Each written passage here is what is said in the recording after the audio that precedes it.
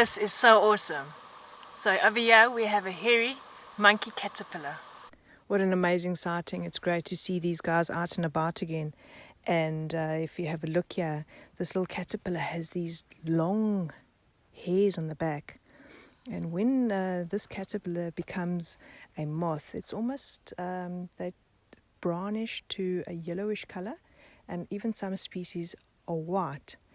And there's around about 75 different species of this specific caterpillar.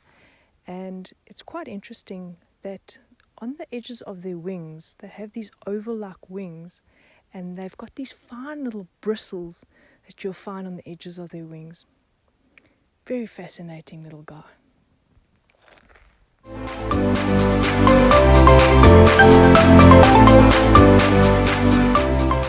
So I was out and about today and I came across this little emerald spotted wood dove that was perching up in a zebra wood tree. She was sitting very, very still and very quiet for quite some time, and I actually noticed that there was this beautiful little nest right underneath her. Shortly after that she flew off, and I noticed upon further inspection that there was 2 little eggs inside that nest. So if you give me 1 second, I'll give you a close-up on those beautiful eggs. Right folks, as you can see, there's 2 tiny little white eggs that's inside that nest. Now those 2 eggs over there will take roughly about 17 days to incubate. And the male and female, they are monogamous. So they will stay together, they'll basically sit on the eggs together as well, making turns. But in general, the female sits on the eggs a little bit more than the male. When those chicks hatch, both the male as well as the female will provide them with food. However, instead of just feeding them seeds or insects like other birds, usually with the doves the seeds, they actually have a tiny little gland inside their throat, which is a milk-like gland, and it produces a milk-like substance. So they're actually one of only a few species in the world that feeds their chicks a milk-like substance instead of regurgitating food or giving them fresh food, which is actually something that is quite interesting.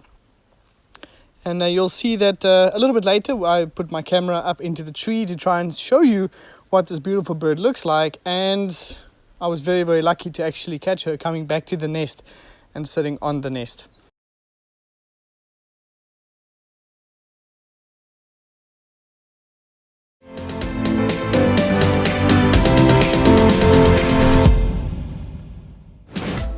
Good afternoon, ladies and gentlemen. It's a beautiful hot day at Kapama Game Reserve, and we got some buffaloes right behind me. Now I think they will completely agree with me. It's quite a beautiful hot day. We're going to switch to a bigger camera and see if we can have a closer look. So if you can see, there's 2 buffalo at the moment. Both are males, and one on the right is just currently lying inside the water. As I was saying, it's pretty hot this afternoon. And the reason it's just lying inside here, it's just to cool his body down a bit. And one on the left was just as we stopped. That one just got up himself, a little bit curious of the vehicle. You can see us looking at us. So they're pretty much going to lie here for a while. As soon as it gets a little bit cooler, then they'll be up and going and looking for food again. So as I was saying, these are 2 males. Buffalo do move in generally big herds, but males do leave the group at a certain age. Less competition and just be having a lazy life. The one on the right, I'm not sure if you can see, there's some birds sitting right behind his horns. These are called the red-billed oxpeckers. And what they do, they help removing ticks and parasites from the animals, and that's why these guys don't really mind them sitting on them. They tolerate them.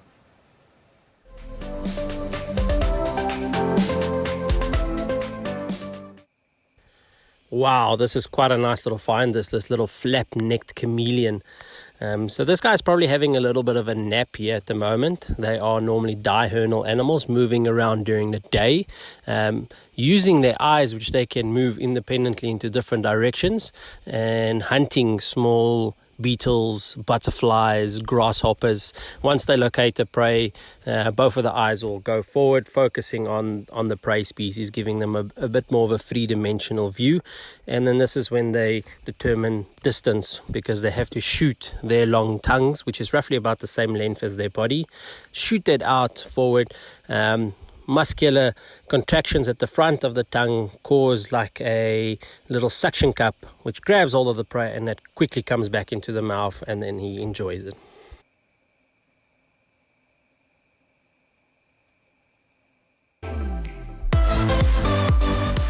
So folks, for today's question, are chameleons active in the day or at night?